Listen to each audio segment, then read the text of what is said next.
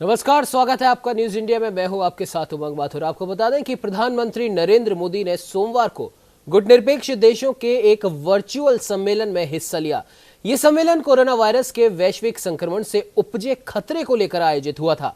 इस सम्मेलन में प्रधानमंत्री मोदी ने कहा कि हमने दुनिया के लगभग 123 देशों में मेडिकल सप्लाई सुनिश्चित करवाई है, जिनमें 59 गुटनिरपेक्ष राष्ट्र भी शामिल हैं। प्रधानमंत्री ने कहा कि लोग अगर साधारण आयुर्वेदिक घरेलू नुस्खे अपनाएं तो उनकी रोग प्रतिरोधक क्षमता भी बढ़ सकती है। इसी क्रम में प्रधानमंत्री ने आतंकवाद का भी जिक्र किया और पाकिस्तान का नाम लिए बिना कहा कि कुछ लोग अभी भी आतंक का जानलेवा वायरस, फर्जी खबरें और फर्जी वीडियो फैलाने में लगे हैं। प्रधानमंत्री ने कहा कि हमें संकट की इस घड़ी में लोगों के कल्याण पर ज्यादा ध्यान देना चाहिए, न कि आर्थिक वृद्धि पर। गुटनिरपेक्ष देशों को विश्व बिरादरी और विश्व स्वास्थ्य संगठन से अपील करनी चाहिए कि विकासशील देशों में स्वास्थ्य की क्षमता में बढ़ोतरी की जाए और अभी का वक्त साथ मिलकर और एक दूसरे का सहयोग करते हुए काम करने का है। प्रधानमंत्री ने कहा कि भारत को दुनिया की फार्मेसी माना जाता है। हमारी अपनी भी जरूरतें हैं, लेकिन हमने इसके बावजूद 123 देशों में दवा की सप्लाई सुनिश्चित करवाई है। इसमें गुटनिरपेक्ष देश भी शामिल हैं।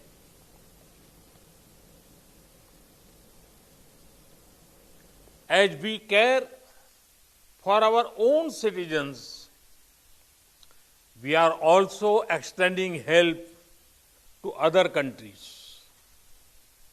To counter COVID-19, we have promoted coordination in our immediate neighborhood, and we are organizing online training to share India's medical expertise with many others.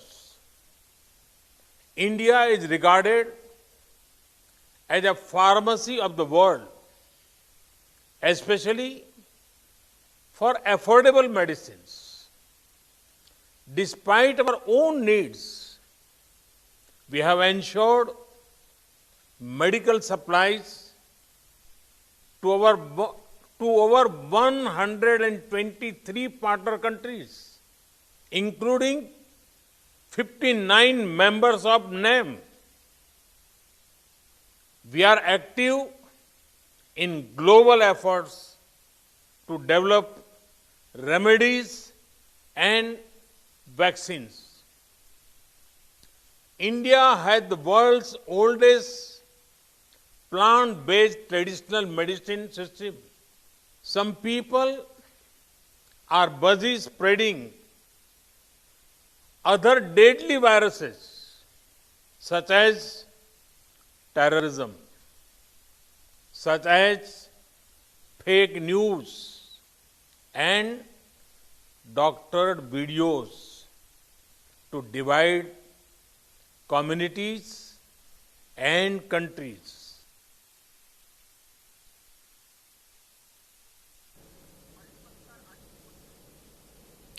तो इस पर बात करने के लिए हमारे साथ जम्मू कश्मीर से वरिष्ठ पत्रकार आशीष कोहली जुड़ चुके हैं। आशीष जी, बहुत बहुत स्वागत है न्यूज इंडिया में। जी बहुत बहुत धन्यवाद आपका। जी आशीष जी, जिस प्रकार से कल इस गुटनिरपेक्ष सम्मेलन में प्रधानमंत्री नरेंद्र मोदी ने भारत की ओर से लगभग 123 देशों को कोविड-19 से लड़ने के लिए जो दवाएं उपलब्ध करवाई है उसका जिक्र तो किया ही, साथ ही साथ पिछले 2 से 3 दिन में हमारी सीमा पर जो आतंकवादियों ने जो घटनाओं को अंजाम दिया है, हालांकि उन्हें उनकी सजा भी मिली है, लेकिन हमारे भी कुछ जवान और आर्मी के वरिष्ठ अधिकारी शहीद हुए हैं। इस पर भी कटाक्ष किया है कि पूरा विश्व एक तरफ तो कोविड-19 यानी कि कोरोना महामारी से जूझ रहा है, ऐसे में कुछ लोग अभी भी आतंकवाद, फेक न्यूज और इस तरह की चीजों से बाज नहीं आ रहे हैं। क्या कहेंगे आशीष जी? बिल्कुल सही कहा प्रधानमंत्री नरेंद्र मोदी जी ने, क्योंकि जिस तरह से कोरोना वायरस से तो हमारे सिक्योरिटी फोर्सेस और हमारी पुलिस का पूरा अमला उससे जो है लड़ ही रहा है, वहीं दूसरी तरफ जो हमारा पड़ोसी मुल्क पाकिस्तान है वो लगातार इस महामारी के टाइम पर भी जो है अपनी तरफ से आतंकवादी गतिविधियों में कोई कमी नहीं रखे हुए है और आपको मैं जम्मू कश्मीर की अगर बात बता दूं तो पिछले जो है 3 दिनों में काफी बड़े हमले जो हैं जम्मू कश्मीर में अंदर हुए हैं, जिसके अंदर साउथ कश्मीर के दो लगातार 2 दिन में हमले हुए जो पुलवामा इलाके में, जिसके अंदर हमारे 5 जो शूरवीर हैं वो शहीद हुए, जिनमें एक खुद कर्नल जो कि कमांडिंग ऑफिसर शहीद हुए आशुतोष जी, और उसके साथ साथ एक मेजर भी शहीद हुए और 3 और अन्य लोग शहीद हुए। और उसके ही अगले दिन सीआरपीएफ के ऊपर जो है हमला हो जाता है और वहां पर भी हमारे 3 शूरवीर जवान जो हैं शहीद होते हैं। और आज भी एक बड़गाम में जो है ग्रेनेड हमला किया गया आतंकवादियों द्वारा, जिसके अंदर 4 सिविलियंस उसके अंदर जो है घायल हुए हैं और कुछ सेना के जो हैं जवान है वो भी घायल हुए हैं। तो पाकिस्तान लगातार इस तरह की नापाक हरकतों से बाज नहीं आ रहा है। हालांकि उनको मुंह तोड़ जवाब दिया जा रहा है, आतंकवादी मारे जा रहे हैं, लेकिन हमारी तरफ से भी नुकसान बहुत हो रहा है, जिसके लिए अब जो है भारत सरकार को कोई कड़ा इनको जवाब देने की भी जरूरत है। और प्रधानमंत्री ने बिल्कुल सही जो सम्मेलन में कहा और पाकिस्तान का बिना नाम लिए पाकिस्तान के मुंह पर एक करारा तमाचा मारा। जी बिल्कुल आशीष जी, आपने बिल्कुल सही कहा कि बिना पाकिस्तान का नाम लिए हुए उसके मुंह पर एक करारा तमाचा मारा गया है। हमारे साथ सूरज सिंह जी भी जुड़ चुके हैं, वह रिटायर्ड आर्मी ऑफिशियल है। सूरज सिंह जी, बहुत बहुत स्वागत है न्यूज इंडिया में। धन्यवाद जी। सूरज सिंह जी, जिस प्रकार से यहाँ पर बात हो रही है एक गुटनिरपेक्ष सम्मेलन की, जिसमें प्रधानमंत्री नरेंद्र मोदी ने तमाम जो गुटनिरपेक्ष देश इस सम्मेलन में शामिल हुए थे उनको संबोधित किया, साथ ही साथ कोरोना रूपी महामारी से निपटने के लिए जो प्रयास भारत के द्वारा किए जा रहे हैं विश्व बिरादरी के लिए उनका उल्लेख किया और आतंकवाद का भी यहाँ पर जिक्र किया गया, क्योंकि हमारा भारत देश लगातार इन हमलों से जूझ रहा है। और ऐसे समय में जब दुनिया एक अनजाने खतरे से निपट रही है, इस समय में भी पाकिस्तान आतंकवादी हमलों से बाज नहीं आ रहा है, क्या कहेंगे आप? ये आपने बिल्कुल सही कहा कि पाकिस्तान बाज नहीं आ रहा, और पाकिस्तान इस तरीके का एक देश है जो वहाँ की विचारधारा है, वहाँ पे जो परिपाटी बन गई है, एक सेना वहाँ प्रधान रूप से है, और प्रधानमंत्री जो भी होते हैं कठपुतली होते हैं सेना की जी। और अभी इस वक्त जब कोरोना से हम लड़ रहे हैं, पूरा विश्व कोरोना से लड़ रहा है, तो पाकिस्तान एक तरीके से बहुत बुरी तरह से बौखलाया हुआ है। जैसे यहाँ मुझे मजबूरन कहना पड़ता है कि हो सकता है जैसे अपने देश में भी कुछ पार्टियां, कुछ लोग कुछ ऐसे बौखलाए हुए हैं कि ये सरकार इतना अच्छा क्यों कर रही है, इतनी सही तरीके से क्यों चल रहे हैं।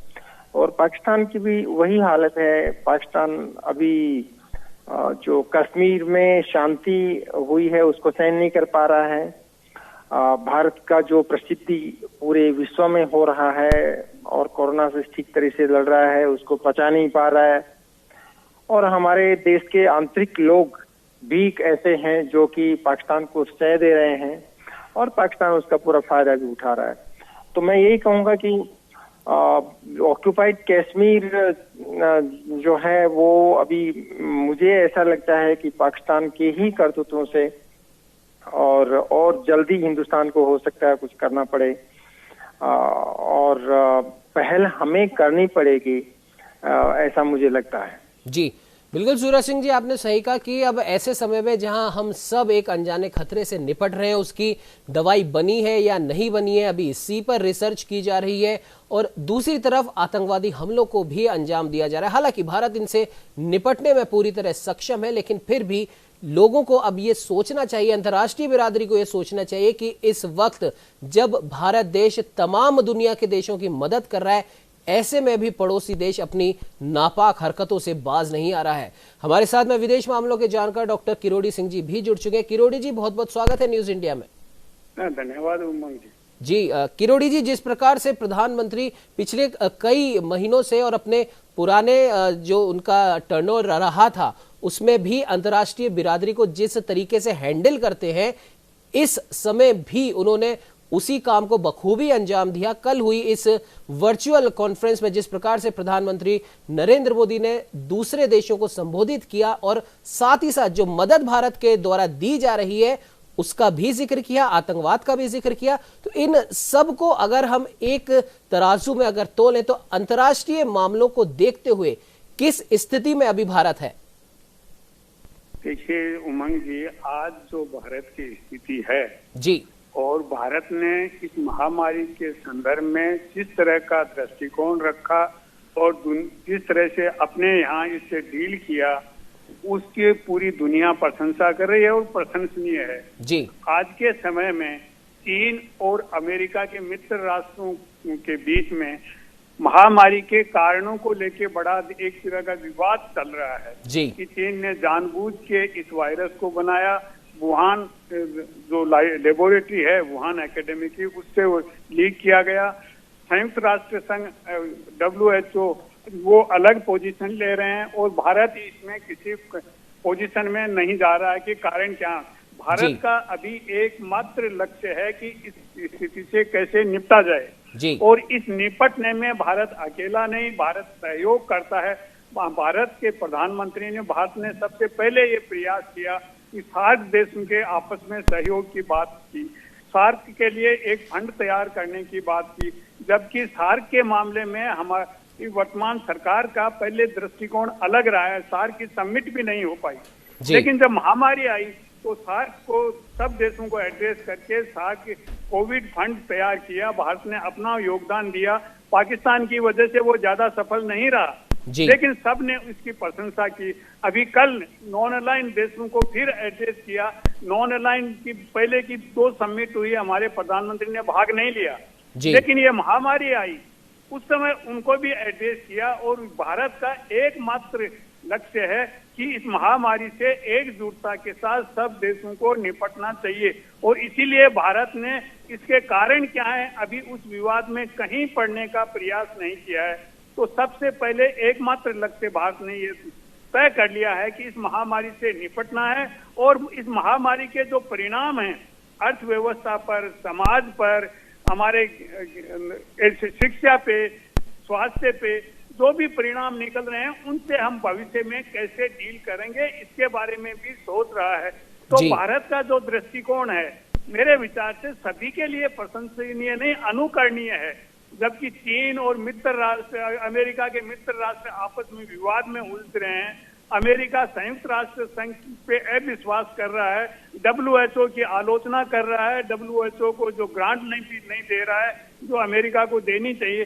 तो ऐसे समय भारत कहीं भी किसी संकट में नहीं, जो विवाद में नहीं पड़ना चाहता है। तो ऐसी स्थिति में भारत और पाकिस्तान के बीच जो हालात अभी हो रहे हैं आतंकवाद को लेके, पाकिस्तान अभी भी इन्फिल्ट्रेशन भी कर रहा है और कश्मीर को लेके अभी भी विवाद बनाए हुए है। तो मेरे ख्याल से ऐसे समय पाकिस्तान और भारत को मिलके भी इस महामारी से पहले लड़ना चाहिए। आपसी विवाद बाद में निपटाए जा सकते हैं और इस महामारी से कोई एक व्यक्ति, एक देश, एक समुदाय प्रभावित नहीं हो रहा है, पूरा जीवन प्रभावित हो रहा है, भविष्य प्रभावित हो रहा है। तो ऐसे समय भारत का जो दृष्टिकोण है हर हालात में वर्तमान स्थिति से एकजुटता से निपटना है, ये भारत का दृष्टिकोण बहुत ही प्रशंसनीय है और मेरे ख्याल से सभी देश इससे सहमत हैं। लेकिन चीन और अमेरिका के मित्र राष्ट्रों के बीच जिस तरह का विवाद हो रहा है वो और संकट बढ़ा रहा है, इसका कम नहीं कर पा रहा है। जी उमंग जी। जी बिल्कुल किरोड़ी जी, आपने सही कहा। जहां एक और पूरी दुनिया इस महामारी से निपट रही है, भारत अपने प्रयास कर रहा है, उसको अपनी जनता को तो इन महामारी से बचाना ही है, साथ ही साथ दुनिया के और देश भी भारत की ओर एक आस भरी निगाहें लेकर देख रहे हैं और उनकी भी मदद की जा रही है। और इन सब के बीच चाइना का जो व्यापार है जो अलग अलग देशों में है, वहां से भी लोगों का अब चाइना से मोह भंग हो रहा है, वो भी भारत की ओर देख रहे हैं। तो इन सब के बीच अंतर्राष्ट्रीय मामलों को तो देखना ही है हमारी केंद्र सरकार को, साथ ही साथ देश के अंदर इस महामारी से जूझना है और देश की सीमाओं पर पाकिस्तान द्वारा समर्थित आतंकवाद से जूझना है। तो इस समय जो भारत की स्थितियों से लगभग हर उस मोर्चे पर लड़ना पड़ रहा है जहां पे 1-2 मोर्चे से वो बचा भी जा सकता था अगर कुछ देश और कुछ ऐसी ताकतें जो हमेशा भारत के विरोध में खड़ी होती हैं, केंद्र सरकार के विरोध में खड़ी होती हैं, अगर इस महामारी के दौरान वो इन चीजों से बचती। डॉक्टर चंद्रसेन जी उत्तर प्रदेश के स्टेट हेड हमारे साथ बने हुए हैं। चंद्रसेन जी, क्या कुछ कहेंगे इस पूरे मसले पर? उमंग, मैं आपको ये बता दूं कि आज जो एक भयावह तस्वीर आई है कोरोना की, वो ये है, स्वास्थ्य मंत्रालय की एक रिपोर्ट आई है जी, जिसमें ये कहा गया है कि कल जो सिर्फ 3,900 मामले सामने आए हैं जी एक दिन में, और टोटल संख्या जो है 46,433 हो गई है जी। तो ये पूरी दुनिया को ये मालूम है कि किस तरीके से संख्या कोरोना की बढ़ रही है और संक्रमण किस तरीके से बढ़ रहा है। और जैसा मैं चर्चा में अभी सुन रहा था कि अगर बात पाकिस्तान की करें तो लगातार 3 दिन से हमले हो रहे हैं और 8 जवान हमारे मार दिए गए हैं।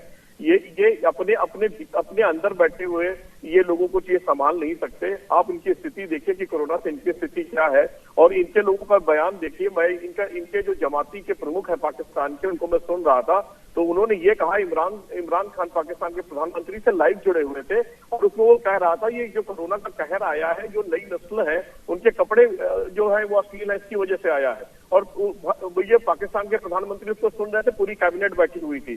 तो इतनी जाहिलता भरी बातें वहां पर हो रही हैं और इसको ये भी मालूम होना चाहिए कि पूरा विश्व एक साथ एकजुट खड़ा हुआ है। उस समय पर इस तरह की ये नापाक हरकतें करते रहते हैं, ये अपने आतंकवादियों को सीमा के अंदर भेजने की कोशिश करते हैं, ये माहौल बिगाड़ने की कोशिश करते हैं और हर समय इसीलिए इनको मुंहतोड़ जवाब भारत की सेना देती है। और ये जो वक्त है, क्या इस समय भी ये इनकी हरकतें जारी रहनी चाहिए? पूरा विश्व इनकी ओर देख रहा है। कल जो प्रधानमंत्री की जो मीटिंग हुई है नाम से, मैं आपको बता दूं ये सबसे बड़ी बैठक होती है, इसमें 120 देश शामिल होते हैं। और मैं ये भी बता दूं कि जो संयुक्त राष्ट्र के बाद गुट निरपेक्ष आंदोलन, जो दुनिया का सबसे बड़ा राजनीतिक जो परामर्श मंच है, वो ये मंच है। प्रधानमंत्री जी पहली बार इसको संबोधित कर रहे थे और उन्होंने साफ तौर पे बिना नाम लिए, देखिए नाम आतंकवाद के पाकिस्तान के नाम देने की क्या जरूरत है? पूरी दुनिया को क्या यह पता नहीं है कि आतंकवाद कहां से पनपता है और कहां से उसको पालन पोषण होता है और कहां से किस तरीके से ये किस बॉर्डर में अंदर घुसते हैं? उसके लिए प्रधानमंत्री को नाम लेने की जरूरत नहीं है।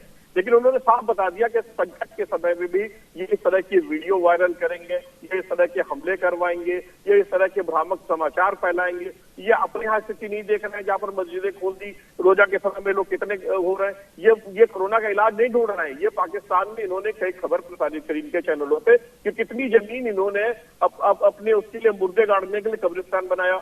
तो मतलब ये इलाज नहीं खोजेंगे, ये वैक्सीन नहीं खोजेंगे, ये व्यवस्था कर लेंगे कि साहब इतने लोग मरेंगे इसके लिए ये कब्रिस्तान खोल दिया जाए। तो ऐसे जाहिलों की बात क्या पूरी दुनिया नहीं देख रही है?